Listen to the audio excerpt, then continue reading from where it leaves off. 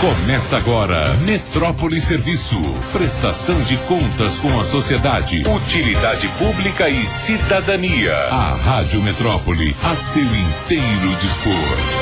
Olá, muito boa tarde para você. Já estamos lá nesta quinta-feira, Metrópole Serviço até às 4. Eu sou Dina Rachid, espero ter a sua companhia. Eu aqui falando e Zé Silva operando do outro lado, que a gente tem uma tarde prazerosa, porque de 4 às 5 tem Metrópole Saúde também. Hoje vamos falar sobre direito do trabalho com a doutora Andréa Presas, juíza e presidente da AMATRA. Zé, temos respostas. Metrópole Entrevista. Doutora Andréa Presas, que prazer tê-la aqui no programa. Como vai? Primeira vez esse ano, hein? Esse ano é a primeira vez. Prazer é todo meu estar aqui de volta. Boa tarde, Dina, Zé, ouvintes. Que bom tê-la aqui, doutora. Sempre muito bom. Ainda mais agora a AMATRA.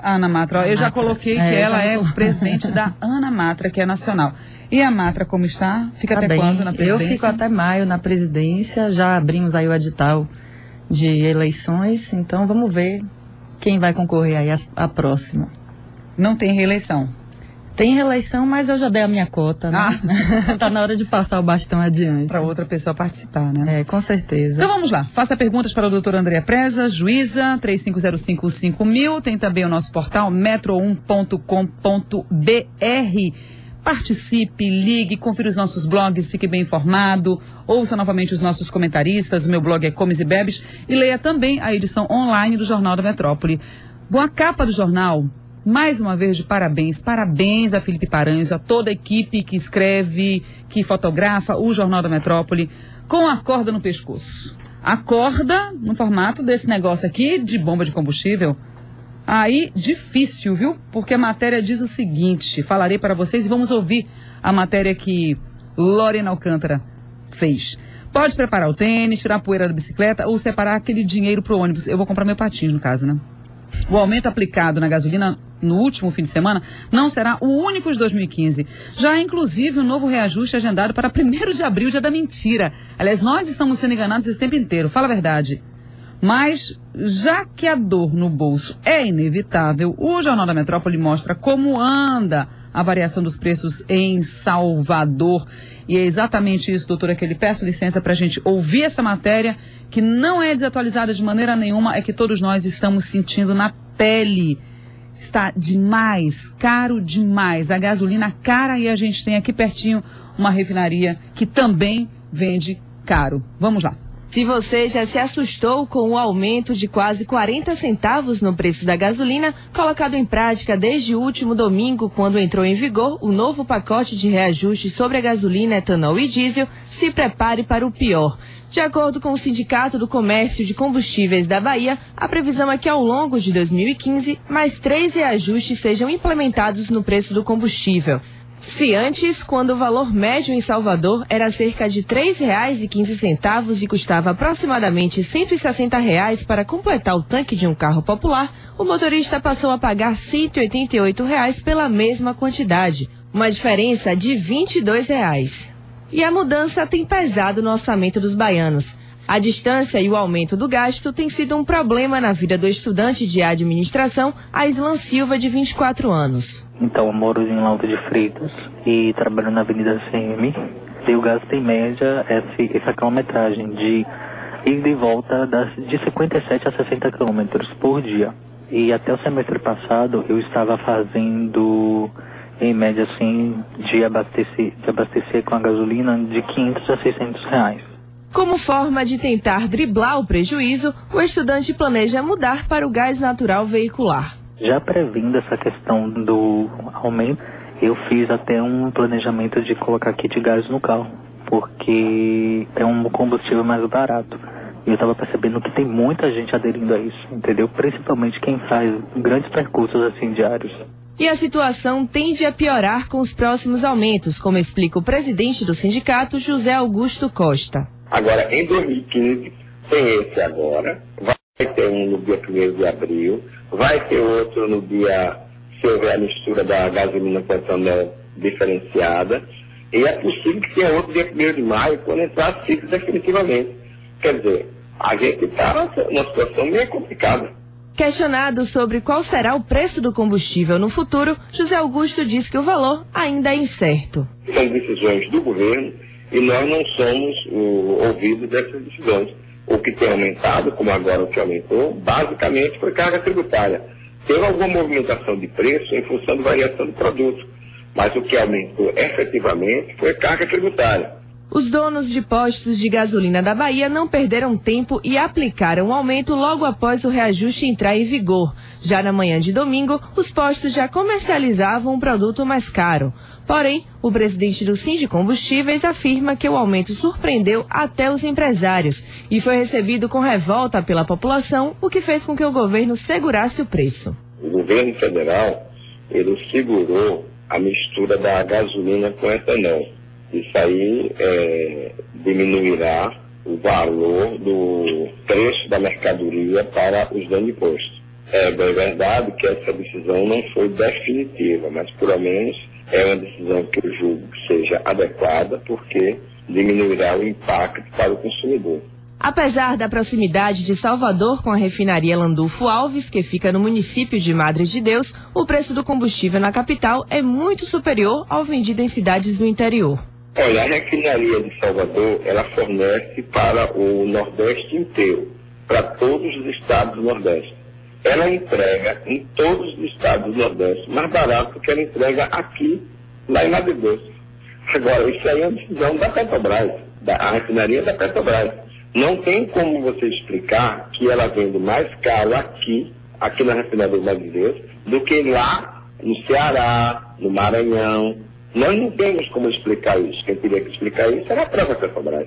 Aliado ao preço que o combustível é comercializado, a carga tributária também interfere no valor. O dono do posto, ele tem que se balizar pelo valor que ele compra e pela carga tributária que ele tem. O dono do posto não tem como se decidir por uma questão diferente. O dono do posto que seguia pela concorrência, seguia em função do que o concorrente faz.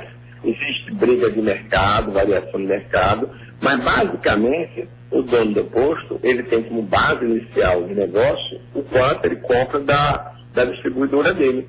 De acordo com o ministro da Fazenda, Joaquim Levy, o aumento da gasolina e de outros tributos tem como principal função reforçar a arrecadação do governo federal. A estimativa é que as medidas vão render aos cofres nacionais cerca de 20 bilhões e 600 milhões de reais em receitas extras.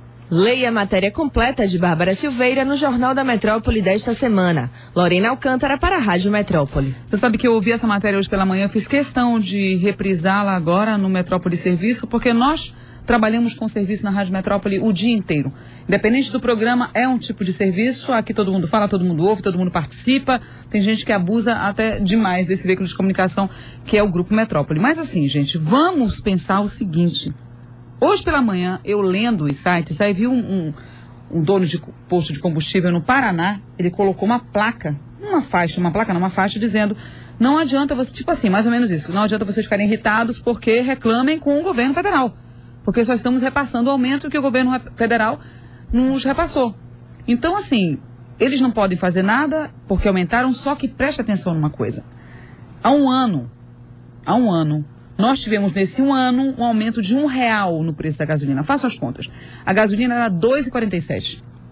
Passou para R$2,57, depois para R$2,89, depois passou para R$3,09 e agora R$3,29, depois e agora R$3,69 é a média de preços. Quem lê o Jornal da Metrópole pode até descobrir um posto ou outro ali que está vendendo a R$3,57, uma coisinha aqui, uma besteirinha ali, mas é tudo igual. Basicamente tudo igual. Tempo que você for rodar lá para chegar, para colocar, já gastou.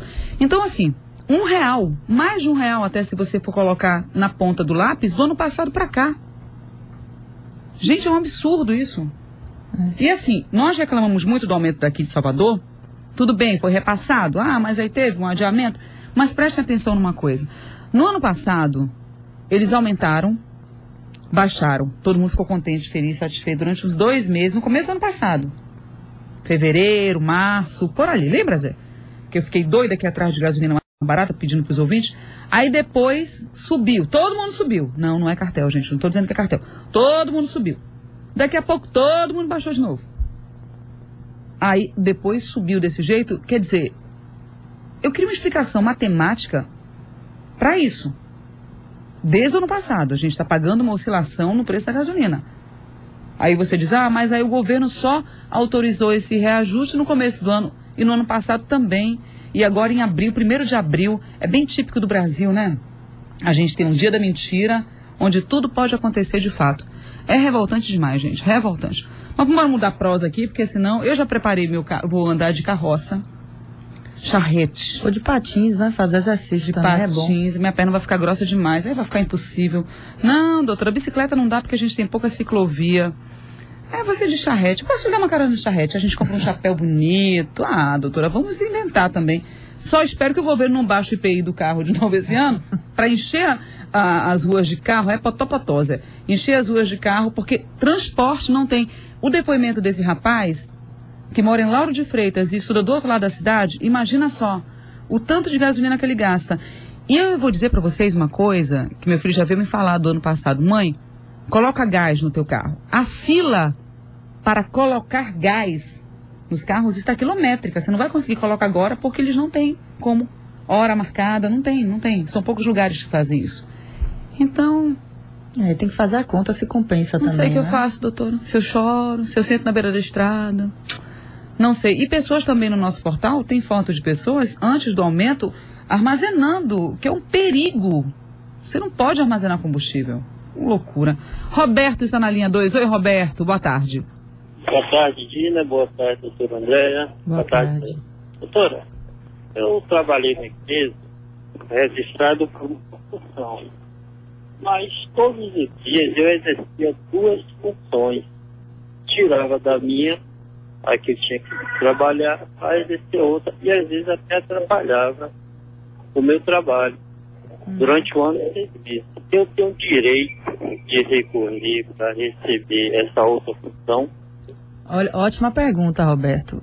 Da vez que eu vim aqui, da vez passada, inclusive, esse era o assunto que a gente ia tratar, Dina, e terminou... Não tratamos. Não tratamos porque as perguntas foram acontecendo e isso terminou ficando para trás. Mas é uma excelente pergunta. Você está falando aí do que a gente chama de acúmulo de função ou desvio de função, né? O contrato de trabalho é um contrato que tem uma característica, tem um equilíbrio, deve haver um equilíbrio no contrato, ou seja, uma característica que a gente chama de comutatividade. Deve haver um equilíbrio entre a prestação e a remuneração. Então, o que foi ajustado inicialmente deve prevalecer. Se há uma quebra desse equilíbrio posteriormente à contratação, isso deve ser corrigido. Ou seja, se você foi contratado para a função X e no curso do contrato você passa a fazer a função X mais a função Y, você está acumulando 2 funções, evidentemente que você tem direito a que esse equilíbrio seja restabelecido. O que pode acontecer com o pagamento de um aumento salarial para compensar isso aí. Então, respondendo à sua pergunta, se está havendo um acúmulo, e pelo que você me relatou aí, há um acúmulo efetivamente, já que você foi contratado para uma função e além da sua função você exerce também uma outra função, sim, você tem direito a um acúmulo. E são poucas, curiosamente, viu, Dina?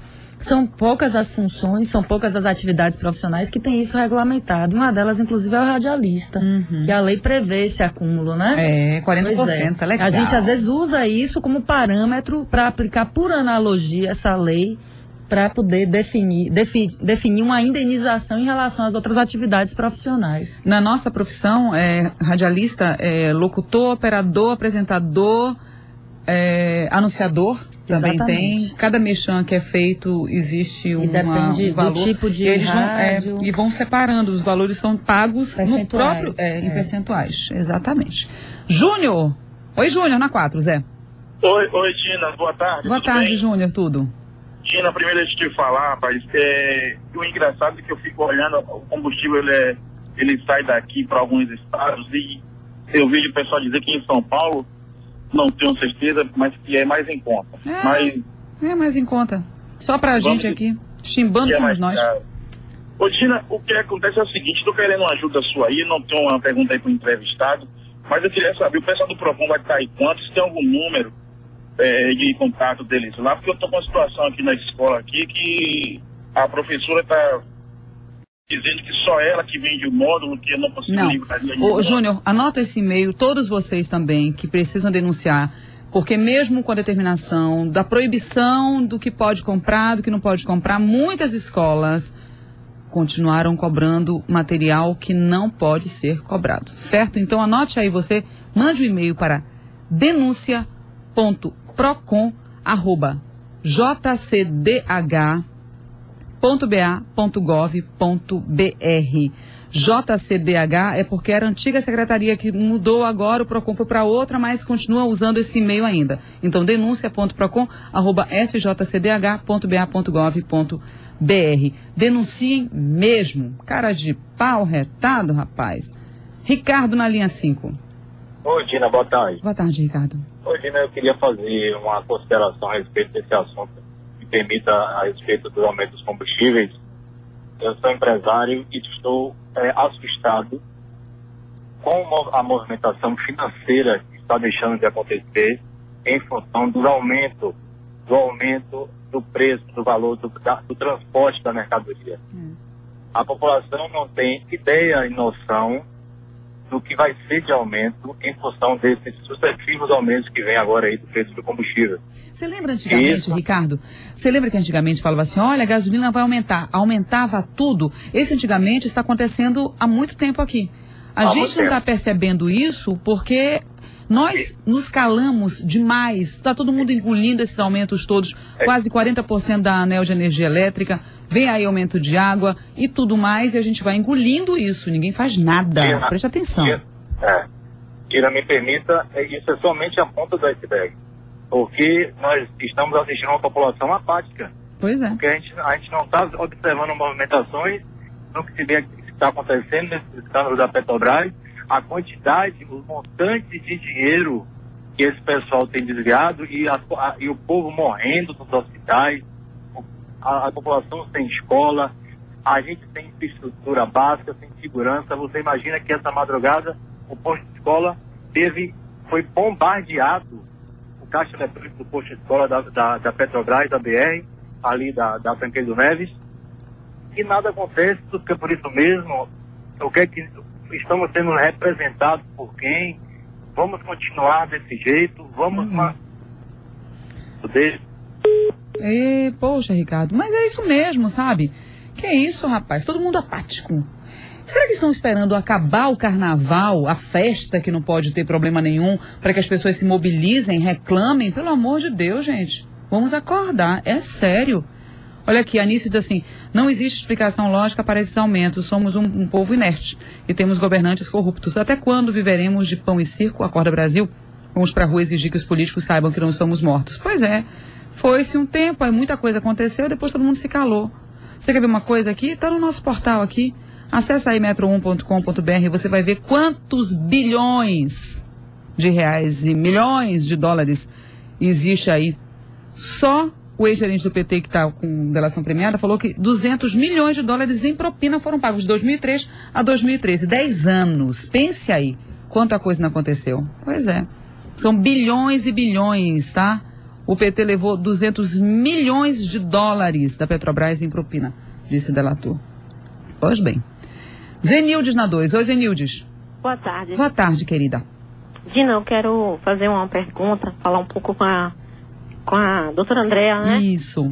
É o seguinte, doutora, meu esposo trabalhava numa empresa e no final do ano, mês de outubro, ele faleceu repentinamente.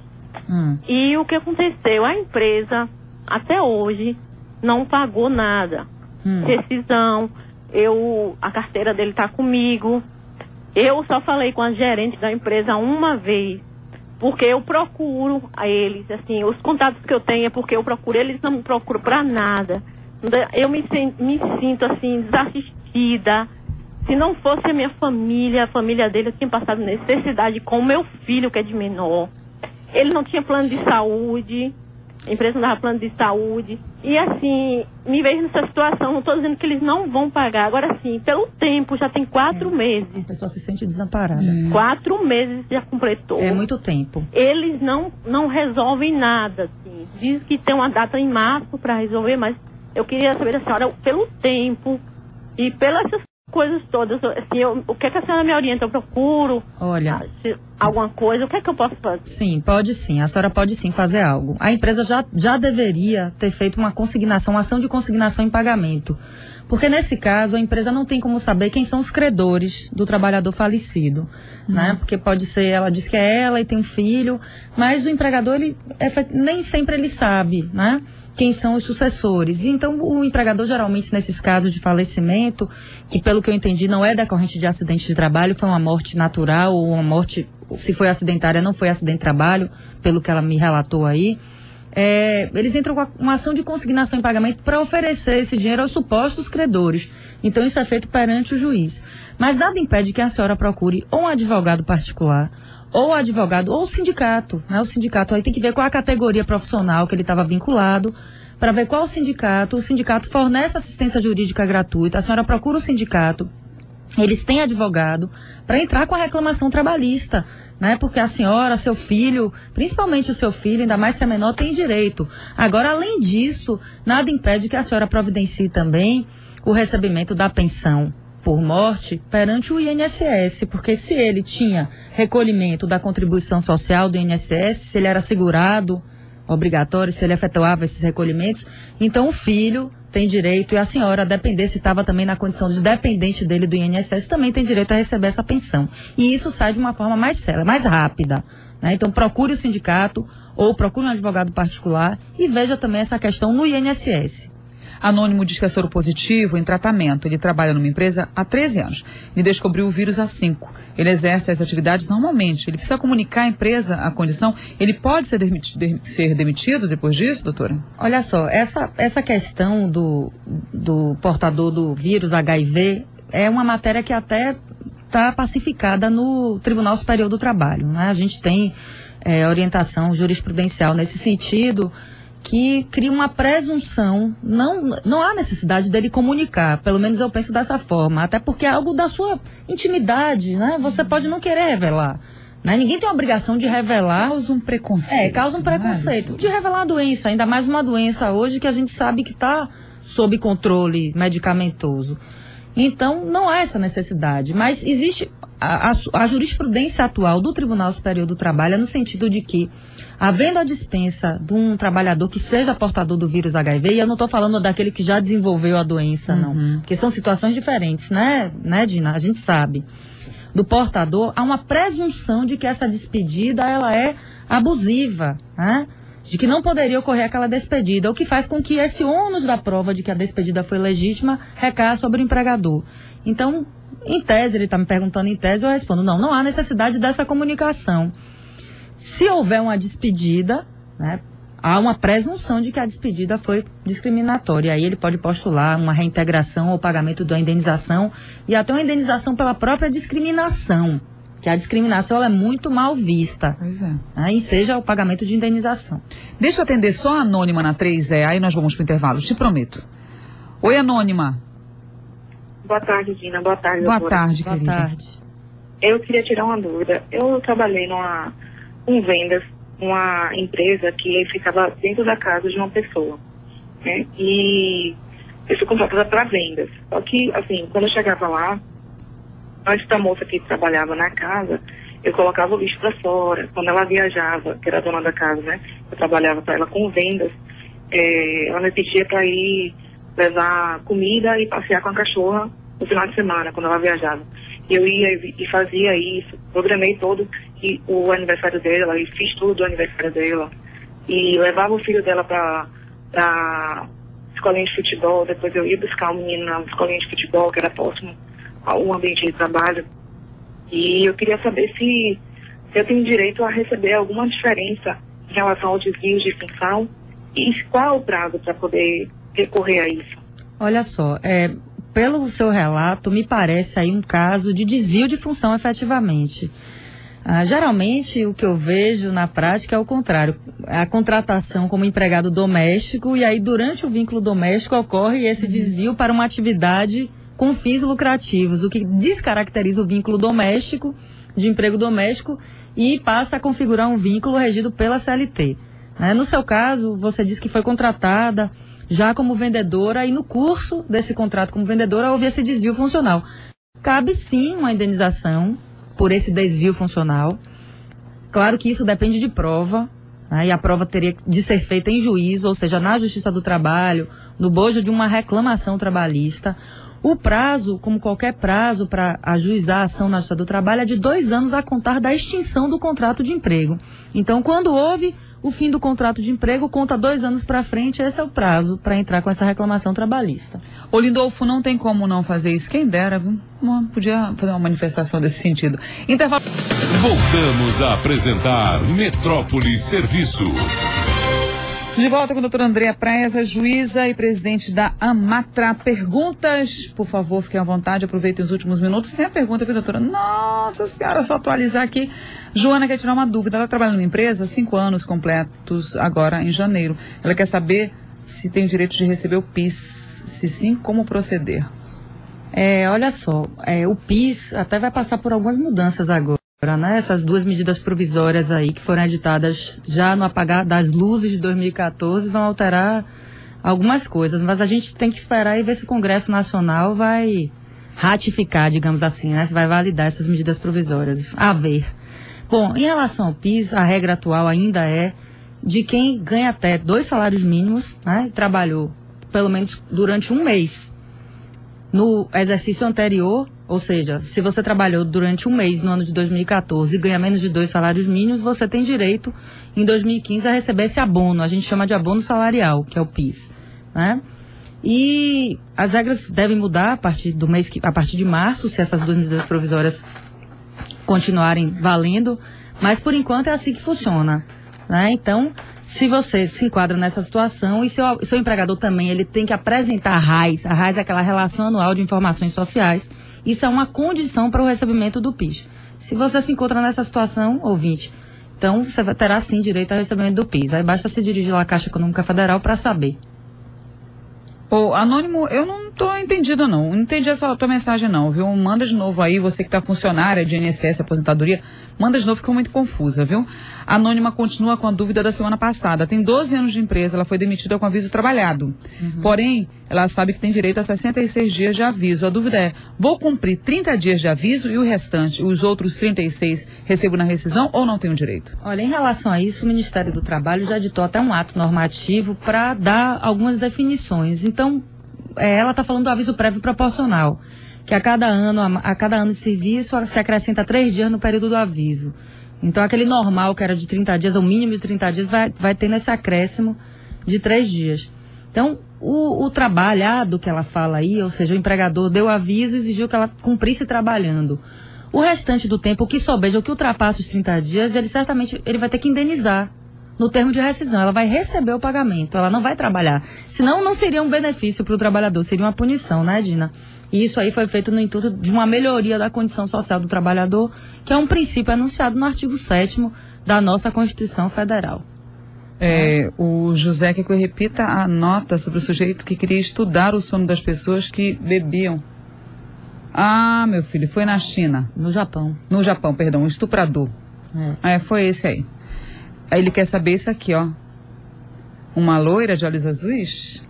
Ela mesmo, ó, tá vendo? Lembranças do passado. Marcelo na linha 2. Oi, Marcelo. Boa tarde, Dina. Boa. Boa tarde, excelentíssima doutora juíza. Boa tarde. Eu queria informação da senhora, 2 informações. A primeira seria, quando o processo, após 5 anos, eu fiz um desenvolvimento de um documento, do meu processo trabalhista, para servir de prova junto ao INSS, por a empresa ter deixado de recolher 2 anos de INSS. E quando eu fui consultar,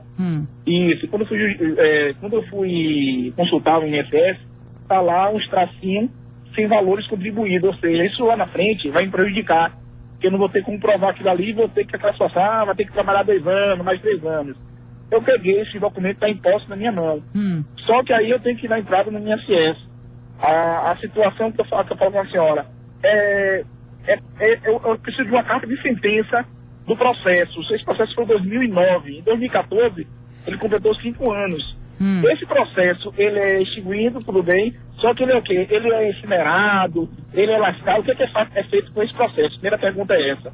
E a senhora tem alguma para dar uma resposta à senhora sobre o consumidor? A senhora poderia me dar alguma informação agora ou só trabalhista? Só trabalhista. Hoje a nossa conversa é trabalhista. Olha, em relação a isso, a extinção do processo, é possível que ainda esteja no arquivo, né? Eu não sei exatamente como é que se concluiu isso aí, se a empresa foi revel, houve a sentença, tem alguma verba ainda a receber pendente ou já foi para o arquivo geral. Teria que ver. Agora, essa justificação aí, na verdade, esse reconhecimento do vínculo, talvez o INSS esteja exigindo a justificação administrativa. E se for o caso, se não se resolver administrativamente, você pode ir para o judiciário também para fazer a justificação desse período de tempo perante o INSS. E aí haver o reconhecimento do vínculo, porque existe até hoje, nós até dizemos que é um limbo jurídico. A Justiça do Trabalho reconhece o período e manda recolher a contribuição social daquele período todo, e o INSS não reconhece aquilo ali para fins de tempo de serviço do trabalhador. Então, infelizmente, até hoje a gente vive nesse dilema eterno, e aí termina exigindo que o trabalhador vá buscar novamente o judiciário, dessa vez contra o INSS, para que tenha lá em outra instância, não a trabalhista mais, o reconhecimento desse tempo de serviço. Mas os sindicatos têm resolvido isso também. A Anônima diz que a empresa que o pai dela trabalha descobriu que ele vai de carro para o trabalho. Logo, obrigou ele a cancelar o auxílio transporte. Ela pergunta, isso é legal? Bom, ele já confessou que não usa o transporte público. Descobriu é uma coisa muito... Na verdade, errado estava ele antes de receber o Vale Transporte e se utilizar de veículo particular. Porque o Vale Transporte é para que o trabalhador possa se utilizar do transporte público no percurso residência-trabalho, trabalho-residência. Né? Se o trabalhador não precisa do Vale Transporte, seja porque tem veículo próprio, seja porque vai de bicicleta ou a pé, né? Então ele não pode pedir o vale. Quando você pede, você declara que precisa de tantos transportes por dia. 1 para ir, 1 para voltar, 2 para ir, 2 para voltar, depende da distância da casa para o trabalho e vice-versa, né? Pois é, tem que pensar nisso. A gente fala tanto de corrupção, tanto de gente que se aproveita disso, daquilo outro. Porque a gente isso, mais vê, gente. Isso é estelionato, inclusive, Dina, porque é uma declaração falsa que você está prestando. É um crime, é estelionato.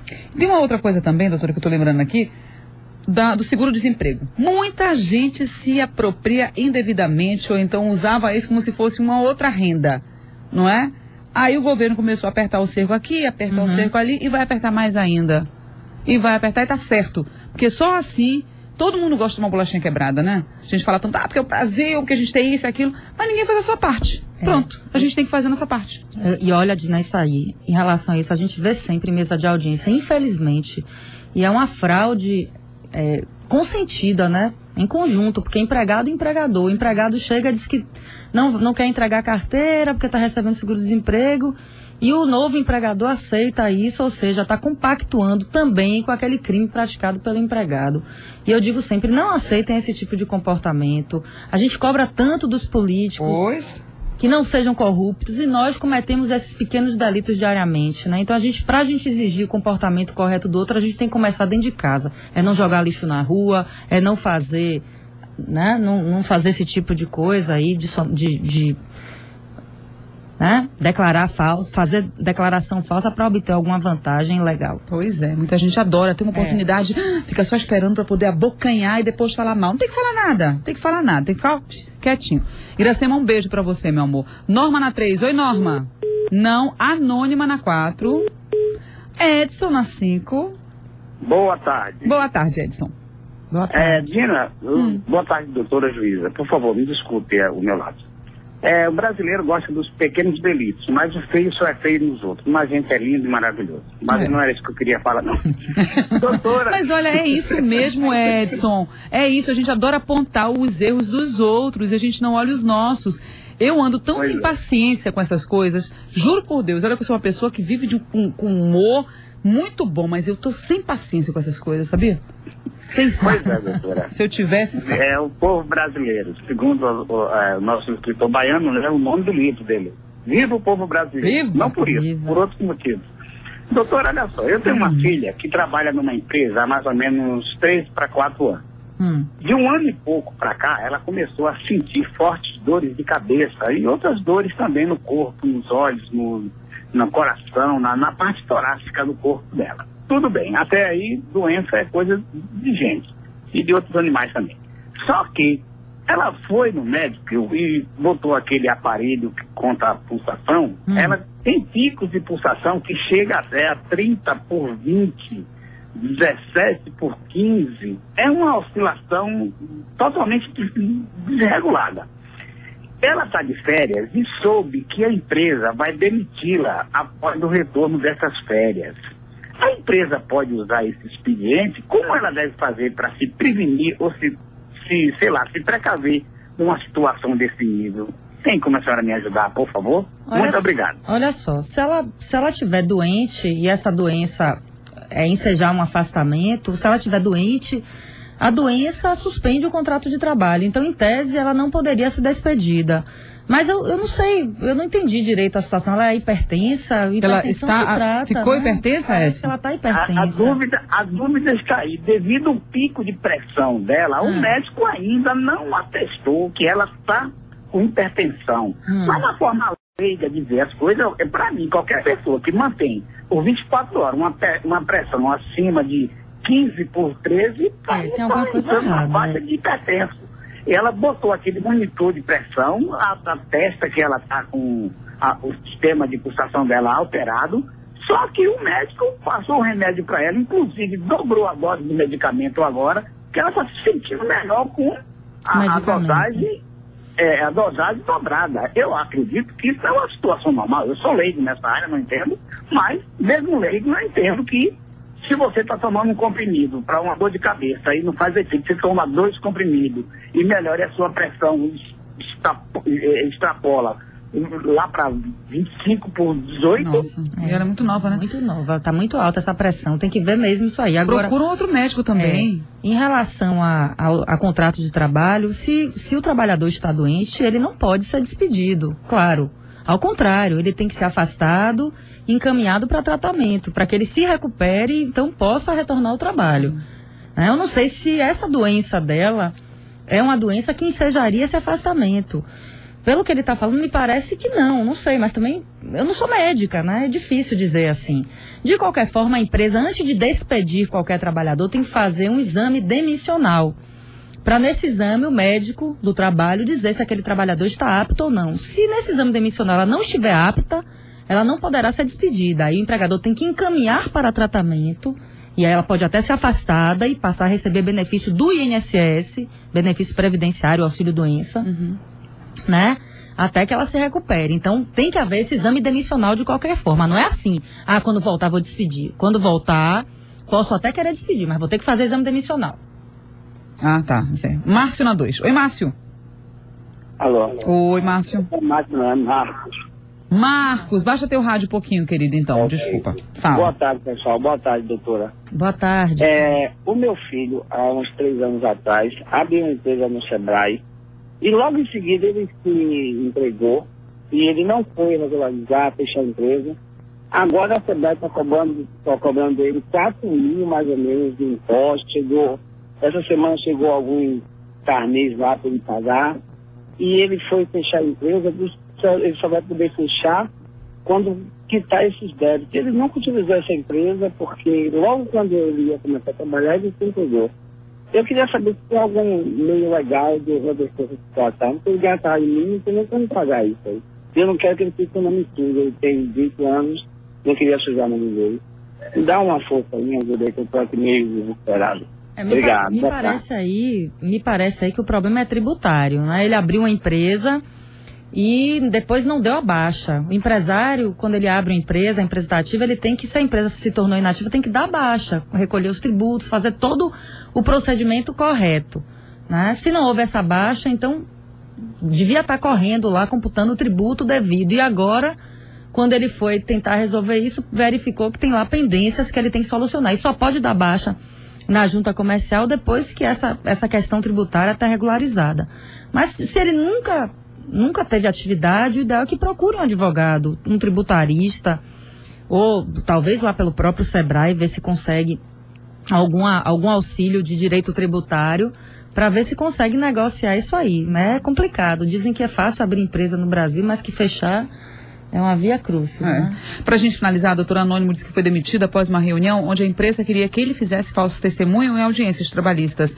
Ele tem um áudio gravado da reunião. Esse fato caracteriza a represália? Ele era supervisor da empresa. Sendo verdadeiro esse fato, completamente. Isso aí, essa despedida é discriminatória, é uma despedida abusiva, ilegal, né? Quando você vai a juízo prestar depoimento, você tem que fazer, você presta sob compromisso de dizer a verdade. O indivíduo que mente em juízo pode, inclusive, ser preso por falso testemunho, por crime de falso testemunho. Quer dizer, quererem que ele fale, que ele minta em juízo já é um absurdo, já é um crime.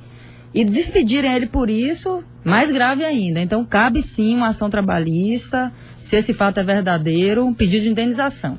Viu, meu amigo? Querida, um beijo para você. Até o próximo encontro, que seja brevíssimo, viu? Um beijo para vocês também. Bom carnaval. Próxima semana começa já, né? É domingo já, né? Doutor, sexta-feira já começa. Sexta. Agora, dia 6 já. Rapaz, amanhã. Amanhã. Tem hoje também. Tem tudo. Uma festa, uma beleza. Depois do carnaval a gente se preocupa com as coisas, né, doutor? Tapuã é hoje, a festa de Tapuã hoje. É verdade. Eu moro perto, quase que eu não consigo. Uma amiga minha me falou que mora em Itapuã, disse assim, eu não consigo chegar em Salvador. Hoje tem show de João Bosco, eu chamando ela pra ir, ela disse, eu não consigo. Eu falei, então tá bom. Vamos pro intervalo comercial. Na volta, você que anda estressado, aquela dor, aquele ardor no estômago, você não sabe se é gastrite, se é úlcera. Você tem isso, câncer de estômago, que cuidados temos que ter com a nossa alimentação e também os erros no diagnóstico da gastrite. Já converso com o Dr. Robson Cunha, cirurgião gástrico aqui no Metrópole Saúde. Até já.